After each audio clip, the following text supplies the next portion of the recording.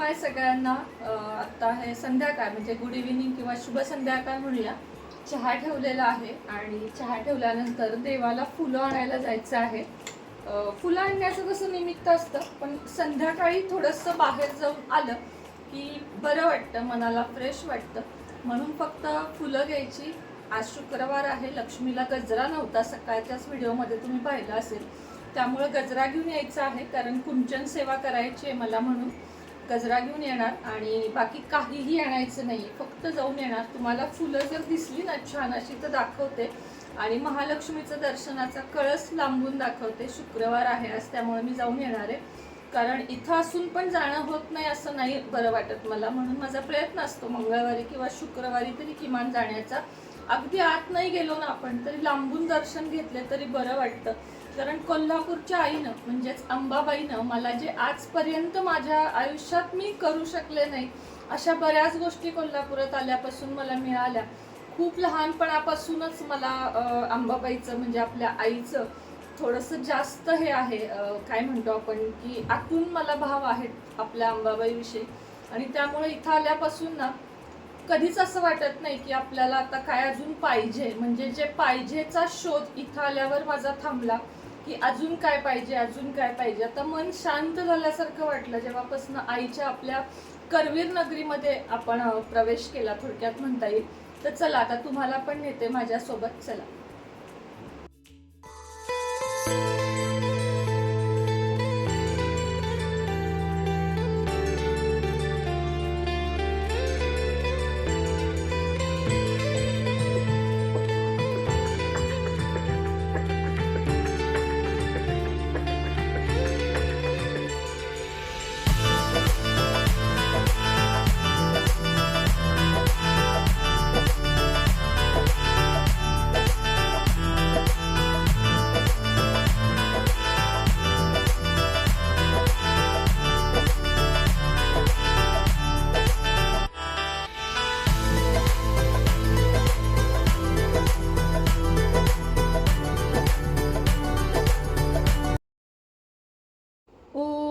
हरि ओम. हिरण्यवर्णां हरिणीं सुवर्णरजस्रजां चंद्रां हिरण्यमयीं लक्ष्मीं जातवेदो मआवह ताम आवह जातवेदो लक्ष्मीमनपगामिनीं यस्यां हिरण्यं विन्देयं गामश्वं पुरुषानहम् अश्वपूर्वां रथमत्यां हस्तिनादप्रमोदिनीं श्रियं देवीमुपहवये श्रीर्मा देवी जुषतां कां सोस्मितां हिरण्यप्राकारां मार्दां ज्वलन्तीं तृप्तां तर्पयतीं पद्मे स्थितां पद्मवर्णां तामिहोपह. आता बघा, लाईव्ह घेतला, त्यानंतर सेवा केल्या. म्हणजे आज आहे शुक्रवार, त्यामुळं श्री सुक्त म्हणाले, त्याच पद्धतीनं महालक्ष्मी अष्टकं मस्त 16 वेळा ते म्हणाले, जप केला जेवढं जमेल तेवढं. खूप काही नाही, पण एक अर्धा तास 15-20 मिनिटं तरी देवापुढं बसायचं. मगाशी तुम्हाला दाखवली इतकी सुंदर, म्हणजे मी गजरा घालत नाही, नंतर मी या दिवसात ना रोज गजरा घातला असता जर मी गजरा घालत असते. इतके सुंदर गजरे मिळालेत बघा, आणि हे सुगंधी आहेत बरं का. म्हणजे असा घमघमाट म्हणतो ना आपण, सुगंध दरवळतोय, आणि मला सुगंध खूप जास्त आवडतो. तसंच आपल्या महाराजांसाठी चाफ्याची फुलं, गुलाबाची फुलं आणि वेगवेगळी फुलं अशी आणली. एकदाच आणते, डब्यात ठेवते, 2-3 दिवस तरी जातात. मान्य आहे खरं तर दररोज ताजी आणली पाहिजेत किंवा तोडून ती वापरली पाहिजेत असं म्हटलं जातं. पण आपल्याला शहरासारख्या भागामध्ये अगदी दररोजच ते शक्य नसतं जाऊन आणणं काही वेळेस. त्यामुळं मग 2-3 दिवसाची आणते आणि प्लॅस्टिकच्या चांगल्या डब्यात पॅक करते. खरं तर जोपर्यंत आपण फूल देवाला वाहत नाही ना, तोपर्यंत ते चालतं, त्याचं निर्माल्यच होत नाही, त्यामुळे ते चालतं. तुम्ही पण जर तुम्हाला वाटत असेल रोज आणावीत का किंवा अशी आणून ठेवावीत का, तर एक 2-3 दिवसाची, मात्र 15 दिवस महिन्याची अशी नाही आणून ठेवायची. 2-3 दिवसाची फुलं चालतात, काही होत नाही. आता मी ही डब्यात भरते. आणि जेवणासाठी मी आत्ता तर काय झालंय, दुपारी आमरस वगैरे जास्त जेवण झालेलं आहे, त्यामुळे आत्ता फक्त मुगाच्या डाळीची खिचडी करणार आहे. तुम्हाला ती पण दाखवते. आणि हो, आजच्या छोल्यांच्या रेसिपीमध्ये ना मी व्हॉइस ओव्हर देण्याची थोडी विसरले. तर काही नाही, टोमॅटो घातला का दिलाय पण ते पण आठवत नाहीये. टोमॅटोची प्युरी, त्याच पद्धतीनं छोला मसाला आणि छोले मसाला, तिखट, मीठ आणि किंचितशी साखर आणि आवडीप्रमाणे पाणी एवढंच त्याच्यात घातले आणि त्यातले थोडेसे छोले जे असतात भाजीतले ते स्मॅश करायचे, म्हणजे ते छोल्याची ही पाणी वेगळं छोले वेगळे असं दिसत नाही. ही एक छोटीशी टिप जी सर्वसाधारण लोकांना माहीत असते. आज मला ना कुठल्या तरी ताई म्हणाल्या की आमरसची रेसिपी दाखवतेस, त्यात काय नवीन. मला माहिती आहे त्यात काही नवीन नाही, पण ताई जे कोणी मला म्हटलं डेली ब्लॉगमध्ये आम्ही डेली काय करतो हेच दाखवायचं असतं. मी त्यामध्ये काहीच नवीन दाखवलं नाही आणि नवीन काही दाखवत असेल तरी पण तुम्हाला नक्की सांगेन. आणि व्हिडिओ ज्यांना ज्यांना आवडतात ना त्यांनी नक्की बघत जा. चला आता आपण खिचडी करूया. खिचडीमध्ये शक्य असेल तर साजूक तूप घालावे, नाहीतर मग आपले तेल नेहमीचे जे असते रेग्युलर ते घालावे. मात्र मोहरीचं तेल घालायचं नाही, कारण मग ते कडवट चव येते. मोहरी घालायची, जिरे घालायचे 1-1 चमचा, हिंग आठवणीने घालायचा आणि मग मसाल्यामध्ये तिखटाची पूड म्हणजे जी आपण काश्मीरी लाल पावडर म्हणतो ती आणि थोडासा गोडा मसाला, एवढे 2च मसाले घालायचे. कारण दोन्हीमध्येही कांदा लसूण नसतो, त्यामुळं ही सात्विक अशी खिचडी बनते जी पचायला हलकी असते आणि जी खाल्ल्यावर आपल्याला कुठलाही त्रास होत नाही, तोंडालाही चव येते. मग बाकी त्या विदर्भ साईडच्या वगैरे ज्या खिचडी असती ती वेगळ्या स्टाईलची असती, म्हणजे ती खूप तडकेदार अशी स्पायसी असते. मात्र ही तुम्ही लहान मुलांना द्या, म्हणजे 2 वर्षाच्या 1 वर्षाच्या पुढच्या मुलांना, वृद्ध, या सगळ्यांना, आजारी माणसं असतील किंवा आपण नॉर्मल व्यक्ती ज्या सात्विक अन्न पसंत करतो त्या सगळ्यांसाठी ही खिचडी छान आहे. आता यामध्ये जे मी गाजर, टोमॅटो, बटाटा घातला हे ऑप्शनल आहे. नुसती गोडा मसाला घालून आहे खूप छान करूया. त्यानंतर इथे एक प्लांट उद्या लावायचे कटिंग केलेले ते आहे. ही एक समय हे पणती घासायची होती.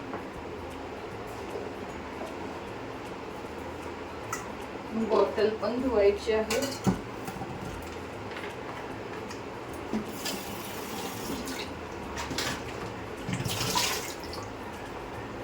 माठ आणल्यापासून ना तरी माझं बाटल्या भरायचं काम म्हणजे आमच्या सगळ्यांचंच खूप वाजतंय.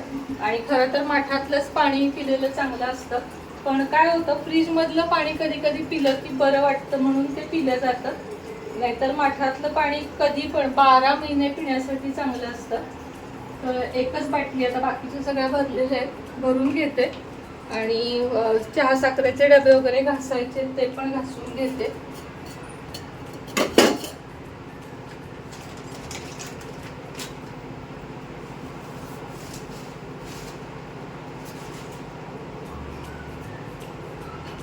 म्हणजे ना चहा साखरेचे डबे जरा मला खराब झाल्यासारखे वाटत आहेत, म्हटलं ते घासून घ्यावे. कारण चहा पावडर पण संपत आली आणि साखर पण यातली संपत आली.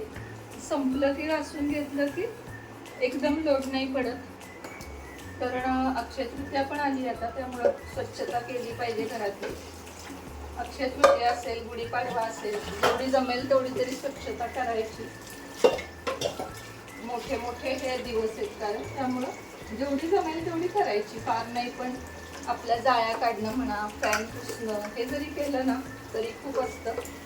आता बघा हे काय झालेलं आहे, तेलकट झालंय. म्हणजे किचनवरच आपलं छोटासा ट्रे आहे, ट्रॉली आहे, म्हणजे छोटीशी रॅक म्हणता येईल त्याला.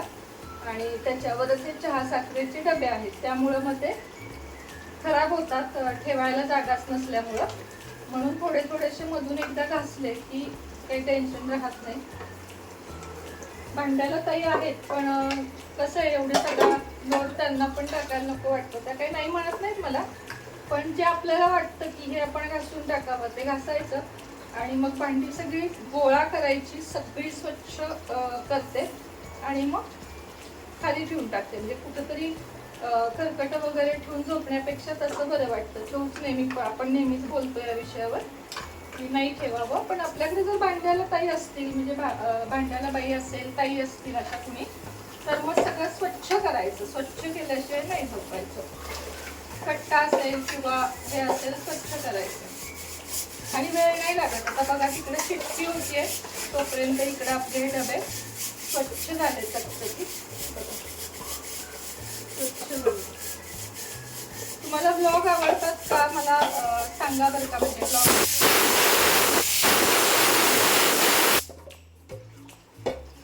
ब्लॉग मध्ये अजून काय आपण बदल केला पाहिजे, कोणत्या कोणत्या विषयावर ब्लॉग केले पाहिजेत. तसं तर ब्लॉग म्हणजे ना डेली जे काही आपण करतो तेच दाखवायचं असतं. त्यामुळे मी एक्स्ट्रा काही त्याच्यामध्ये करत नाही. जे सिंपल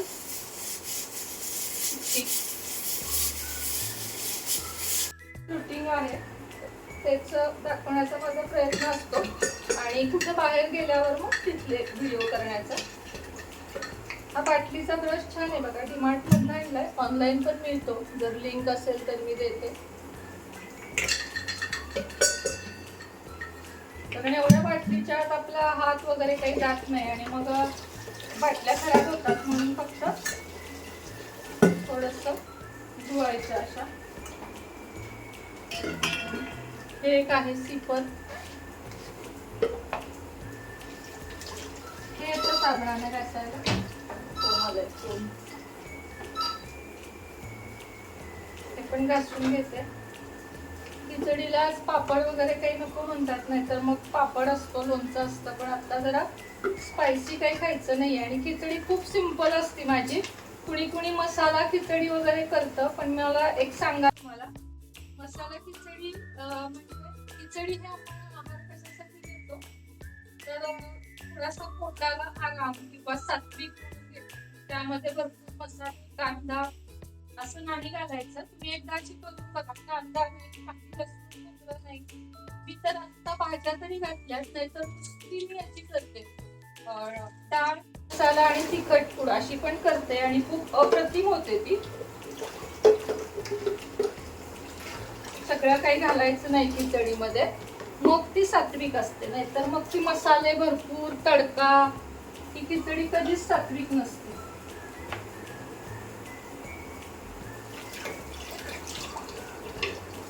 हे पापड गॅस पुसायला लागेल, ते पण इथल्या इथं धुवून घ्यायचं, नंतर मग साबणाला धुया. आता फक्त गॅस ओटा पुसून घेण्यापुरतं झालेलं आहे.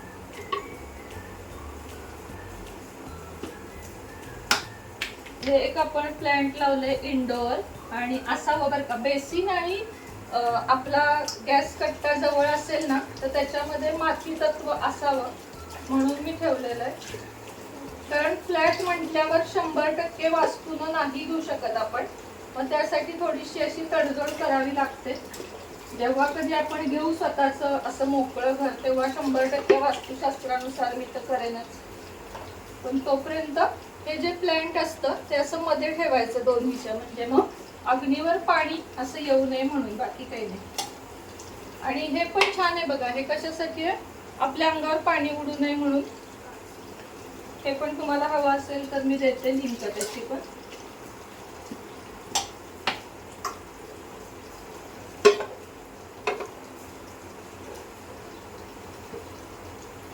असं वाटतंय फ्रेश एकदम वाटतंय की नाही सांगा. काहीतरी आवाजाचा प्रॉब्लेम आहे, मी बोलतेय वेगळं आणि मुवमेंट वेगळी होतीये बहुतेक.